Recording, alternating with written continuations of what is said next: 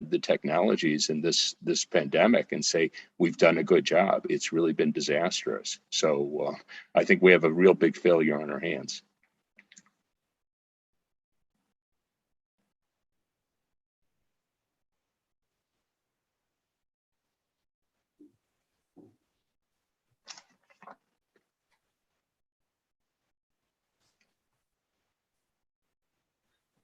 Well, unfortunately, but it seems to reflect the reality of where we are with the COVID-19 pandemic. With that, sorry, is this double echoing? Is that okay? So now I'd like to turn, following on the same issue overall, on the incentives that IP is providing, and in particular through the TRIPS agreement, with regards to the role of the promise of increasing innovation to drive the necessary tools. There was the consideration since the negotiation of the TRIPS agreement by the proponents of the agreement that the agreement would increase innovation overall, transfer of technology, and foreign direct investment, including for developing countries. So that was part of the important deal for including both high levels of intellectual property protection, harmonizing some of those rules, that there would be these benefits derived from these obligations. So I'd like to turn to Professor Carlos Correa, who's followed and been part of those negotiations since the inception of TRIPS agreement. Do you see that there is evidence showing that we actually had TRIPS agreement deliver on technology transfer and other areas? So not only for public health, more broadly, what is the evidence telling us about these objectives that the TRIPS agreement should derive in particular for developing countries? Thank you very much, Diana, for this question. The short reply is there is no evidence at all that these promises were fulfilled. We looked in the first place to innovation. Innovation, of course, is very much dependent on the context in which it takes place. So intellectual property, unfortunately, is not a magic tool. It is not just by implementing patent law that it will promote innovation. It will depend very much on the particular conditions, infrastructure, research and development capacity, the industrial profile of a country. At the time the TRIPS agreement was negotiated, 94% of the global research and development was conducted in developed countries. So developing countries only accounted for 6%. So the TRIPS agreement completely ignored this basic premise that you cannot expect intellectual property to have the same effect in developed economies and in developing countries. In fact, there have been many studies conducted on this issue. One interesting study was published a few years ago. It's a very prestigious journal, the World Development. And this study made empirical analysis of the impact of a strengthened intellectual property protection in 94 developing countries during 40 years. And it came to the conclusion that there was no evidence at all to suggest that intellectual property increased standards of protection would have led to more innovation. And in fact, even for most economists in the developed countries, including in the United States, there is no such evidence. For instance, just to quote two academics, Baldwin and Levin, they did historical studies about the impact of the patent system in the United States. And also they reviewed more recent evidence, and they concluded that there was no substance in such an argument. And then perhaps it could be shocking, but they have suggested that there was a need to suppress, to eliminate, to abolish the patent system in the United States if you wanted more innovation. So there is no evidence in that respect. In relation to transfer of technology, the conclusion is the same. Although there was this idea that proponents made that it would increase transfer of technology, is no evidence at all in that sense. On the contrary, strengthening the intellectual property rights have given more room for right holders, technology holders, to retain the technology, not to share it. And what have just experienced was mentioned by Yuan, the fact that technology has not been transferred. And this was essential in order to expand manufacturing capacity. And there was no way in which Western companies that developed this technology, in particular the messenger RNA technology, were willing to and were able to be forced in any way to transfer the technology. So there is no impact. And finally, foreign direct investment, the same conclusion. There is no study that would show that increasing intellectual property protection on the basis of TRIPS agreement has increased in any way the flow of foreign direct investment. So the short reply, as I mentioned, is no evidence at all. So we really need to rethink what the arguments for the TRIPS agreement were and what the impact of the implementation of this agreement is in terms of innovation, transfer of technology, and foreign direct investment.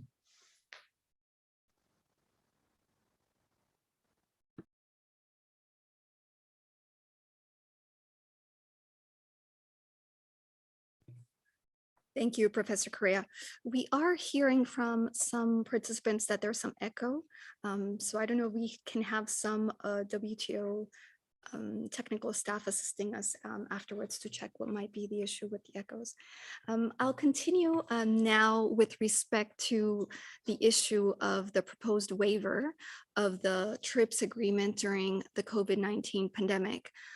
So as you all may know of the standing proposal, I won't discuss that in detail, but I would like to ask in particular Dr. Yoon, who has done a lot of research and publications on this issue, with regards to the advantages of the proposed waiver over the use of the existing flexibilities, which means those provisions already in the TRIPS agreement that normally were put in place to assist countries to promote public health, particularly considering situations of emergency for public health. So why do you think the waiver is necessary, and the TRIPS flexibilities right now are showing that the pandemic, as you have argued and found in your research, is not sufficient for this purpose? Thank you very much for the question. And also, I want to thank the South Center for inviting me to participate in this panel. Viviana, I don't know, oops, sorry, I think the video went off. There we go. I don't know if you have the slide that I prepared just to give an overview of the advantages of the waiver. You can put share screen. Oh, right, okay, I can do that. Okay. So... Okay, can you see it? Yes, we see it. Okay. I've just prepared a slide which is based on the points that I have made together with my colleagues and over 180 IP specialists, in which we make the case that the proposed TRIPS waiver is a proportional response to the limitations of the current TRIPS Articles 31 and 31 bis in a pandemic situation. So I would just like to lay out the points that we make, where we emphasize in which ways the Article 31 and 31 bis, which are really the compulsory license provisions, have been proven insufficient and deficient, and why the waiver is a good response to rectify these deficiencies. So the compulsory license provisions have proven insufficient to tackle already existing and emerging patent thickets. We know already that just in the area of mRNA vaccine technologies, we have around 100 patents and patent applications pending. There are also data exclusivity rules that impede production by manufacturers other than the IP rights holders. The compulsory license provisions as they currently are do not address the need for technology transfer. They only address patent rights. And also they do not address the sharing of know-how, which is needed to build local and regional manufacturing capacity. Also, they do not cover other IP rights, such as copyright, undisclosed information, which are also called trade secrets in some jurisdictions. So how would the proposed waiver rectify these problems? It can be construed in a very limited, but also in a customized way. It would provide, first of all, with the freedom to operate for companies in order to produce COVID vaccines and other health technologies without the fear of infringing other parties' IP rights and the attendant threat of litigation. The proposed waiver can also contain a clause which can be construed to waive TRIPS plus obligations which exist under free trade agreement for a limited period of time for necessities of public health. And they can also make a provision in which it is very clear that the current compulsory licenses are insufficient to address current deficiencies. So the waiver in that sense is a comprehensive but also very targeted measure in order to address the current deficiencies in the TRIPS agreement. So I'll stop the screen share.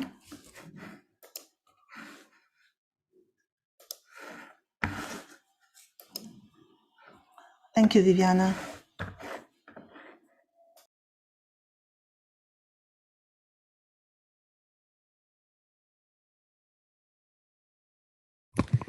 Thank you, Yoon.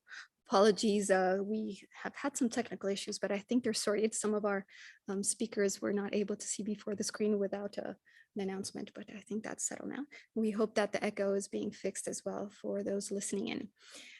So clearly, we heard now on the rationale for why the proponents are asking for negotiations and an outcome soon on the TRIPS waiver, because we are in a COVID pandemic. But looking towards the future, clearly, I mean, we have to deal with what is the obligations in the TRIPS agreement.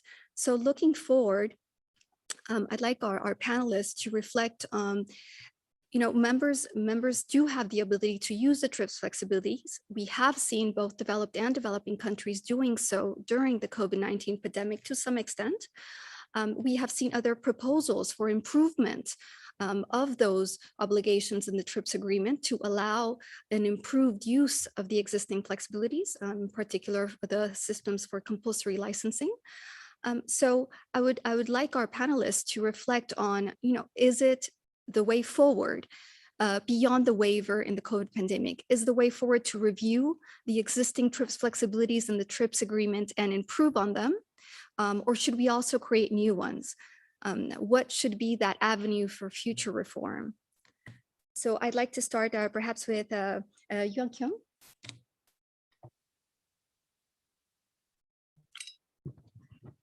Thank you very much, Vienna. Definitely, I think the experience we are having in this pandemic definitely is calling for a longer term reform, being it under the TRIPS agreement or in national law. If we look at the TRIPS agreement, many of the flexibilities, and actually most of the flexibilities were enacted without a knowledge of how the pandemic looked like. We're looking at just more than 20 years old international agreement with primarily assumption that market forces and pharmaceutical industries, intellectual property protection would generate innovation and probably reach access we need. There are public safeguarding under TRIPS agreement for government to use, but some of those flexibilities hasn't been used in full because the design of the flexibilities will not envisage the complexity of using them in reality, such as the Article 31B is one of the prominent provision that have been often cited in this kind of debate. We know Article 31B is a result of 20 years ago when Doha Declaration were agreed upon by the Ministerial Conference of WTO, trying to find expenditure dishes solution to facilitate access to medicines by country. But the Article 31B already diluted the original spirit of Doha Declaration when the declaration mandates WTO to find a more automatic and quick solution, while Article 31B ended up with a quite cumbersome procedural that so far only one incident happened. And we are sitting on another possible incident when Bolivia actually said they want to use this mechanism, reaching out to Canada. But after a couple of months, and we haven't seen Canada did anything to really test this system again in the pandemic. So those kind of mechanism that probably looks fine on paper, but far from being practical in reality. Those mechanisms need to be reviewed and need to be fundamentally reformed. But on the other hand, other than 31 bids, we also see a lot of limitation with the often cited compulsory licensing provision and the TRIPS agreement as well. When this pandemic shows that patent is only one part of the IP barrier we need to overcome. We also need to be able to access many of the technical information, biological material, oftentimes claimed as commercial secret by company, despite of receiving massive public funding and despite of probably arguably public ownership of those information by regulatory body. But the current flexibility does not allow a more expeditious and automatic mechanism, for instance, using compulsory license to remove the legal restriction for regulatory body to share those information that often probably claimed as a confidential commercial asset. So this kind of balance between commercial claim and public interest need to be revisited in the TRIPS agreement framework.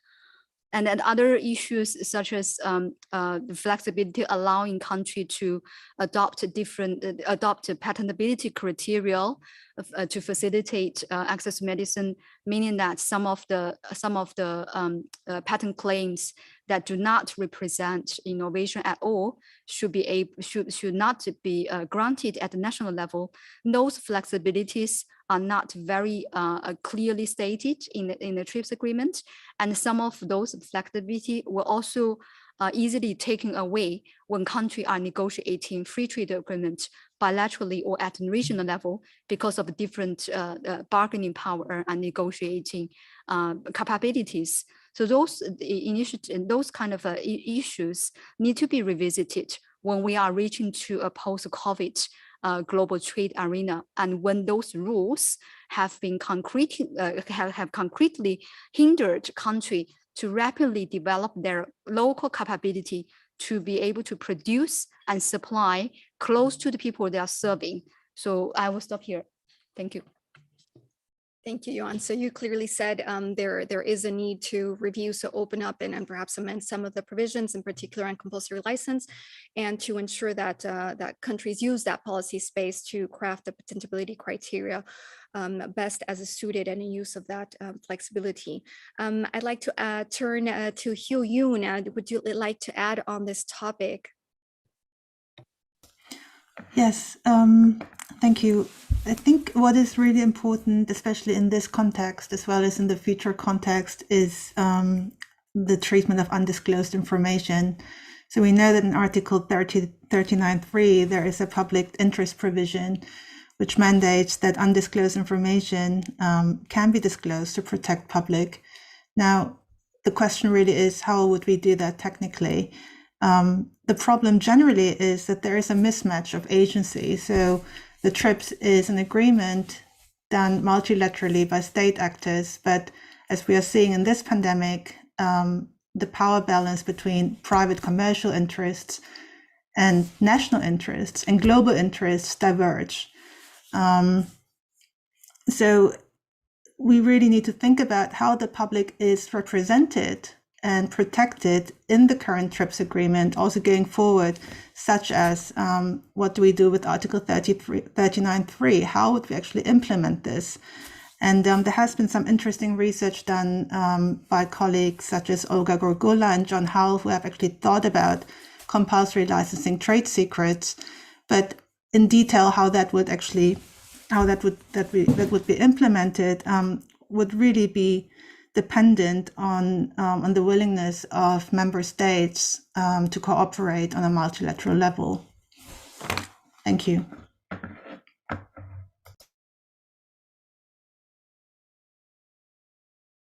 Really important as well as you bring in the issue of the treatment of undisclosed information. Now I'd like to turn now to Dean Baker on the same question. Yeah, well, I think what we've heard today, Professor Correa was talking about how there's basically no evidence that the adoption of intellectual property rights in developing countries has led to greater technology transfer. And, just the reality is it's clearly the case that the technologies to produce medical vaccines, other medical drugs, continues to be overwhelmingly concentrated in wealthy countries. And that's not an accident. I mean, let's just be clear. TRIPS was about a protectionist agreement. It's not free trade. It's 180 degrees at the opposite. And we could talk about working around the edges, expanding the room for compulsory licensing. And that's good. I mean, I don't mean to belittle those efforts, but we just have to understand where we are. So it's not an accident when we find ourselves in a situation in the pandemic where the bulk of the vaccines, at least produced by Western countries, we shouldn't ignore China in this story because they've distributed more vaccines than anyone else, but whatever, the bulk of the vaccines produced by Western countries have ended up within rich countries. And the issue, again, the non-disclosed information, I mean, this has been interesting. I'm sure I've been on panels, others have had the same experience where you've had people supporting the industry position sort of gloating. How are you going to make Pfizer or Moderna, whoever it might be, disclose the information? And the issue, to my view, I would flip that over. Why won't they disclose it? Well, we don't ask the companies. The company, the building, Pfizer's headquarters, doesn't have the information. The engineers at Pfizer have the information. Well, why won't they disclose it? Well, they won't disclose it because they're going to get sued. They have non-disclosure agreements. Simple story. Again, I know the United States and Europe would scream bloody murder, but if we made non-disclosure agreements at least connected with publicly funded research, a violation of the WTO, we wouldn't have this problem. So in other words, just to be very concrete, suppose that we wanted Pfizer to share its industrial secrets, Moderna to share its industrial secrets that are needed to produce their vaccines. Well, we offer to pay their engineers $2 million, $3 million, $4 million a month, whatever it might be. And they would, I'm sure we would find engineers at those companies who would be very happy to put everything they know up on the web, to do consultations with people in South Africa, Brazil, other countries where they might have the manufacturing capacity in the near-term future to make those vaccines. We would get that. So the issue isn't we have to, twist someone's arm and try and torture them and this and that to get them to give the information. The issue is let's make non-disclosure agreements a violation of the WTO, again, at least where it deals with publicly funded research. Now, again, I know I'm not naive. I understand the United States would scream, our government's going to defend its industry, and same thing with the European government. So I understand the obstacles. But I think we should, the first thing is to look at it with clear eyes, and non-disclosure agreements are a really, really big problem. And, there's nothing in the flexibilities and TRIPS that gets around that, at least not that I could see. And we have to hit that head on. Thank you. Thank you. So clearly, then also that not only TRIPS flexibilities, but that there's other related measures that probably would assist as well to deal with some of the problems that we see that can't be fixes within the scope of the TRIPS agreement or the existing flexibilities. Professor Correa, you were involved in many of the negotiations, including on the provisions on compulsory licenses, and early on you were urging to take a look at what was being built. If the mechanisms and the design per se was too complex and burdensome, perhaps they would not work. So seeing how this has played out with what we have now, what are your suggestions in terms of potential reform of the TRIPS flexibilities as they exist, or potential new mandates that may be done in TRIPS or in other parts of WTO? Okay, thank you, Jana, again for this important question. Of course, amending the TRIPS agreement may be a very difficult task, and it may take a long time.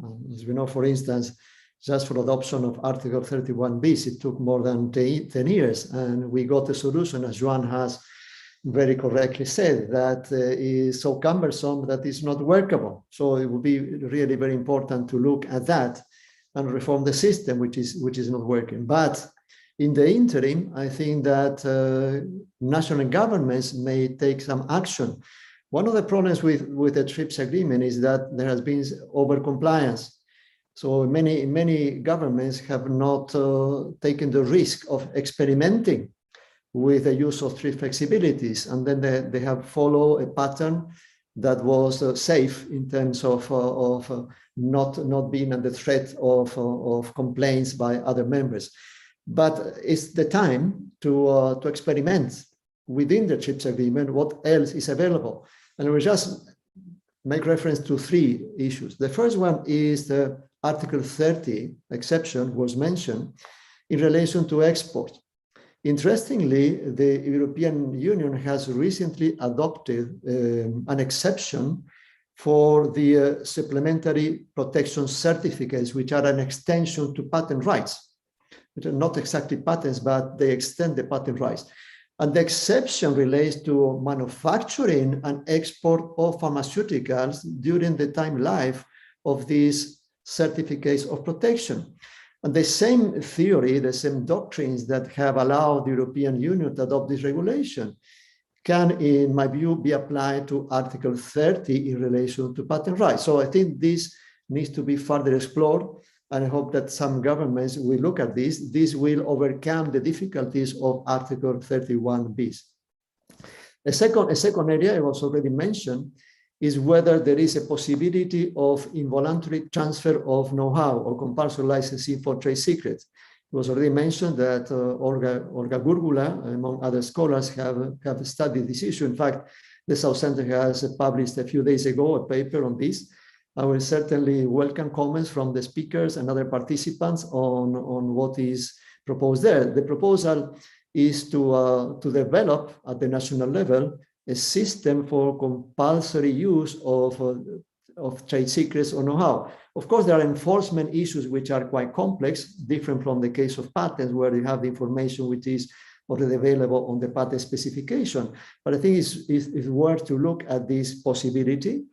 Another approach is competition law. For instance, in the United States, there are some decisions which have been taken under the antitrust law of the United States, which forced companies to transfer know-how as part of the final decree, part of the final decision on the basis of the recognition that were anti-competitive practices. And then finally, another area in which government should work on is in implementing Article 73B of the TRIPS Agreement, which is the national security exception. The Brazilian law, which has been recently approved, and Yuan organized today a very interesting meeting in which this recent law has been presented. So the Brazilian law provides an example, the way in which Article 73B can be used in order to suspend rights, for instance, has not been explored sufficiently. And it will be important for national governments to look at this and implement in their legislation measures in order to be used in cases of emergency, international emergencies like the one we are living now through. Thank you. Thank you, Professor Correa. I'd like now to turn to a broader question to all of our panelists, which is with regards to the particular question we raised for the session, which is the vision for the future of TRIPS. So clearly, we have outlined some of the challenges and some of the aspects of how that might have obstacles. But from your perspective, what would you say, how would you shape what could be the future of the TRIPS agreement? And if there are aspects of any areas that would require new agreements within the scope of WTO, can you also suggest those? If I can start with the same order again, with Yuan, please. Thanks a lot, Vivian. Thanks a lot, Viviana. So for the future, I think I echo many of the panelists' suggestions. We are probably need to facing a situation that we want to work within the system, but also we probably need to think out of the box. I think within the system, as Professor Correa rightly said, countries should be more kind of innovative, make bolder kind of use of what's available, and at the national level, with the kind of legal innovation, with health at the center. So I think if in the ideal situation, the TRIPS agreement in the current framework should serving the needs of the public interest much better. When we think, you know, the principles of TRIPS agreement already entail the balance need to be reached in terms of protecting the private rights and the public interests. But then in reality, I think those kind of principles are lacking a reality check. So hopefully in the future, a reform of the TRIPS agreement, public interests could be put at the center, being it a different type of composer licensing regime, or more country make innovative use of the flexibilities, invoking different type of flexibilities as mentioned by the panelists, and creating new norms that within the remit of the TRIPS regime. I think all of those would be very helpful in the future. But on another hand, I think it's more also very importantly for us to perhaps think beyond the TRIPS, because within the WTO regime and within the TRIPS regime, there is still some underlying assumption how innovation is generated, how the distribution of the output of innovation has to be achieved through this kind of mechanism of IP and market and international trade. Is it possible for us to reimagine a different pathway when innovation for public health should be generated very different from the beginning, produced very differently and supplied very differently? So I think they're probably touching upon many health activists in this field. We know we have been talking about alternative model of R&D so that the public will be put back at the center. So I think those revenues need to be continue to be explored. So we will not be restricted by the TRIPS regime alone when a different kind of norm setting for R&D can be explored, and different type of accountability for government so that they cannot, again, holding restricted, like limited resources in a pandemic. They have to share resources, making sure R&D is not monopolized and produced for the people, by the people, and disseminated for in the equitable term. Of course, I don't have a name of that kind of normative pathway in mind, but I think those are the things that we need to think in the future.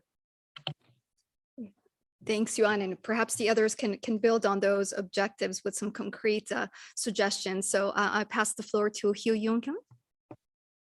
Yes, thank you. I think it's a very large question, but I think especially learning from this current pandemic situation, I think the promotion of global public health will depend on regulation of private actors.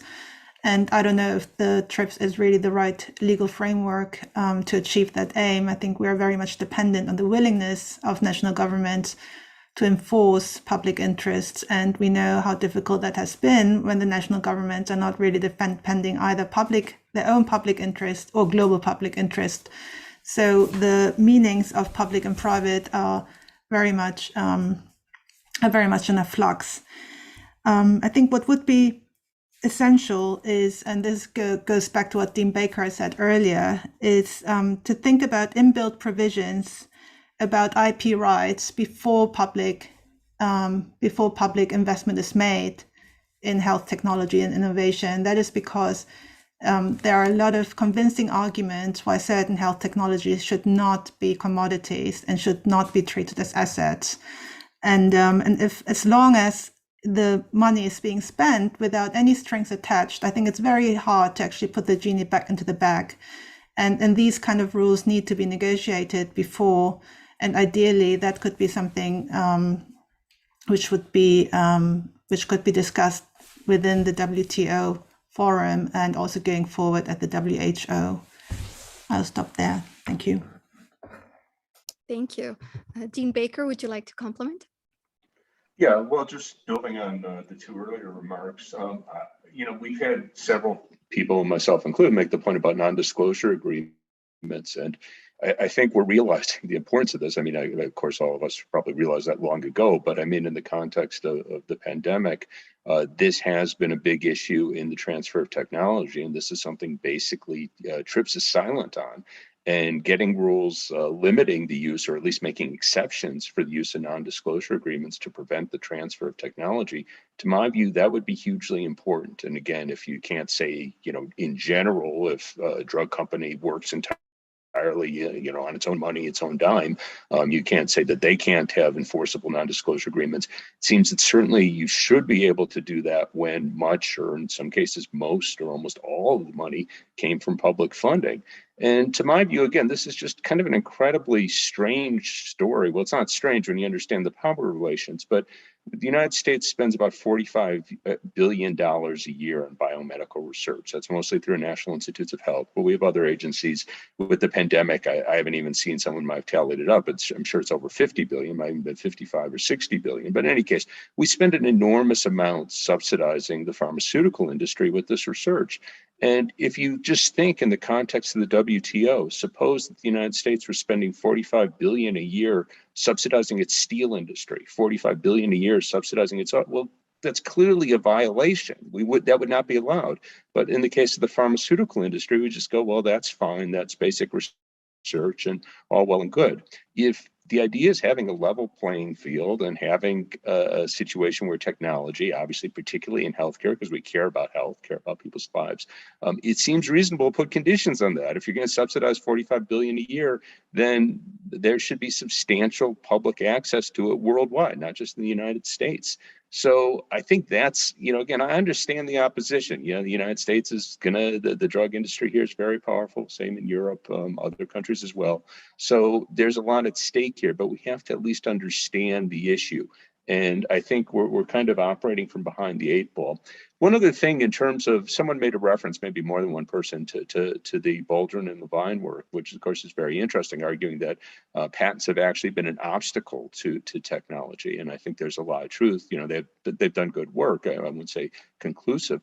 But one of the things, we did a very small study a few years back, looking at the cost of mismarketing. You could probably think of a better term, but misrepresenting the safety and effectiveness of drugs. And we came up with an enormous number. I had a research assistant working on it, and I actually said, well, that looks kind of high. One of the reasons why it was so high was we were looking at opioids. And at that time, this was before the opioid crisis has been widely publicized. I mean, we were already experiencing it, but it wasn't a big news item. And I just said, well, these numbers are really, really high. And I said, let's use the low end of the range, because it was actually scary how high it was. But the point here is that you give incredibly bad incentives to drug companies when you give them patent monopolies. And this is just economics 101.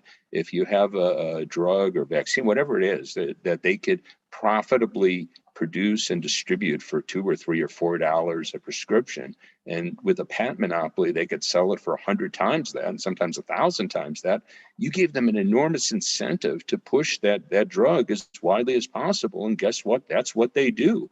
So they misrepresent evidence about how effective it is, exaggerating it, and they attempt to conceal evidence that it might have harmful effects. So the idea that patents are actually a net negative in the development of drugs or biomedical items more generally, that shouldn't be a far-fetched idea. We see the problem all the time. So, again, I want to be one note, get around patents, get around patents, get around patents, but let's just try and look at it with clear eyes. Thanks. Thank you. Professor Correa, to you. Okay, well, thank you very much. Well, just to recall that when the TRIPS agreement was negotiated, it was Ambassador Recupero was at that time ambassador from Brazil. And then he described very correctly the TRIPS agreement as an agreement intended to freeze the competitive advantages of developed countries vis-a-vis developing countries. And this is what had actually happened. So the TRIPS agreement was not adopted with intention of promoting public health. It was adopted with intention of protecting the interests of those that control the technology at that time. They continue to control the technology today. But let me make just a concrete suggestion about the future of the TRIPS agreement. Of course, reform will be necessary. It may take time. It may not be very easy because developed countries will fight very much against any potential reform. But let's try to move forward on the basis of maybe what may be considered a soft approach. But this is to establish a standard of review for panels and the appellate body when it works, when it's back working, A standard review is provided for in the anti-dumping agreement in WTO and in Article 17, paragraph 6. And this standard review gives deference to the member countries in determining the kind of policies or measures they apply. There is nothing like that in the context of the TRIPS agreement. In fact, if you look at the jurisprudence by the panels, the appellate body, they have used trade jurisprudence in order to make interpretation of the TRIPS agreement. They have not taken into account fully Articles 7 and 8 of the TRIPS agreement, which are the policies which are behind some measures. For instance, if you look at the case of the US copyright case, you look at the European Union trademark and geographic indications case, or the China intellectual property rights case, in which the panel looked at the market data, it didn't look at the policy objectives of the measure. So one proposal is to look for a standard review for any issues that relate to the TRIPS agreement. And there has been a study done some years ago by a scholar from the New York Law School, which might be quite useful as a basis. So we need to start working in this direction, perhaps with the objective of reforming the system. But if we get that the panels and the appellate body do not represent a threat to experimentation by member countries, I think that would be in itself a step forward. Thank you. Thank you, Professor Correa. So we have limited minutes for questions, but just to know, we've received a number of questions from participants. I hope that you're able to see those. I will just address a first general issue that's been raised and noted by several people, Robert Grant, Maria Cecilia Olivet, which is the question about, how far have voluntary licenses so far addressed the challenges in terms of access to vaccines?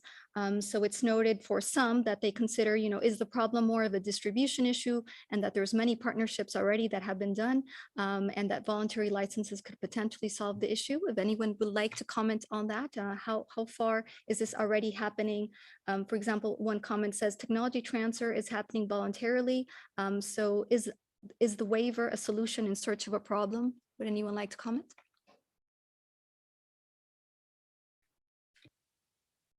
I may, if you allow me. Well, I think it's quite evident the voluntary licenses have not solved the problem. There hasn't been sufficient transfer of technology. Also, the pool that was created in the context of the World Organization hasn't worked because the companies are not willing to share the technologies. They want to keep the control of the technologies for the current situation and perhaps for the future. So voluntary license is not really the solution. The waiver would provide legal certainty for those manufacturers that may be able to produce vaccines and may eventually be subject to litigation because of potential infringement. So that's a necessary measure. And we need measures that are taken immediately in order to expand the manufacturing capacity. This is the key issue. The shortage of supply is the reason why so many people are suffering around the world, in particular in developing countries. And so we have deaths, we have suffering, and this may be solved. So the solution is in the hands of those that could share the technology. And also the solution is in the hands of those who can make the right policies at the right time. Thank you. There was another question asking what else could be done besides the TRIPS waiver.